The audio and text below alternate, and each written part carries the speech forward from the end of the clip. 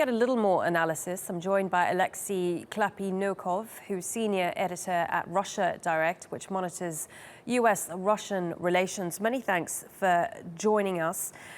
Now, so we are getting statements from the US in the last sort of half an hour or so, US military officials saying that this airstrike may have been unintentionally targeting the Syrian forces. So it could have been a mistake by the US-led coalition.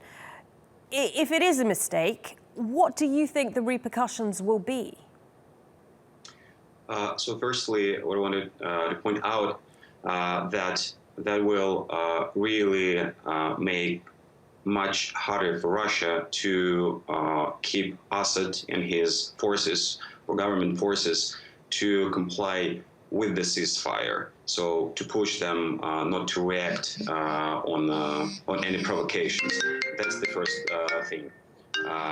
Secondly, I don't believe that it will ultimately break the ceasefire because it's only the first week. And as U.S. Central Command already confirmed an official statement that was a mistake. And actually, they also stressed that they do confer with the Russians the airstrikes, and they actually share some intelligence. So probably that would even push the coordination between US and Russia further.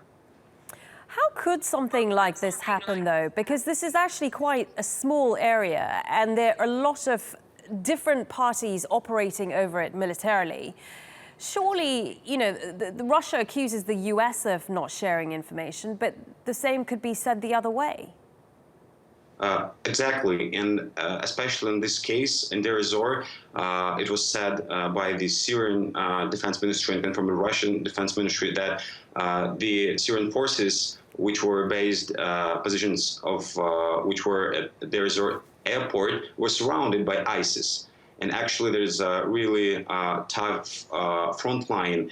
And after the strikes, which allegedly hit Syrian army, the ISIS forces started an offensive.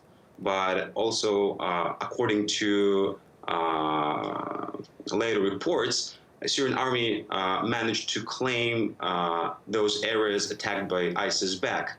So you're right, pointing that it's very tough area where the airstrikes can be mistaken. How much influence do you think Russia has over the Syrian regime? Because it was Russia that brokered this ceasefire with the US. One of the priorities was to get humanitarian aid into places like Aleppo, but that still hasn't happened. The UN says that this is because the Syrian regime won't allow it. Mm-hmm. So how, I mean, what exactly is happening here? I mean, why is the aid not going through? And how much influence does Russia actually have over the Syrian regime? So firstly, we should not overestimate the influence of, so to say, patrons of parties in this conflict over their proxies. So when there were a lot of examples, that, for example, Assad repeatedly claimed to retake entire Syria right after Russia struck the first ceasefire deal with the US in February. The same happened after this ceasefire agreement was struck. On the other hand, Turkey is still on the offensive against the Kurds, and no one could stop it. So we should not overestimate the influence of the patrons, so the US and Russia, on their clients in this conflict. This the first thing. The second thing is that actually this situation further kind of pushes the parties towards more close cooperation, and hopefully next week will show what will be the reaction, the official reaction on the ground. Okay, many thanks for your time joining us there, Alexey Khlebnikov from Russia Direct. Many thanks.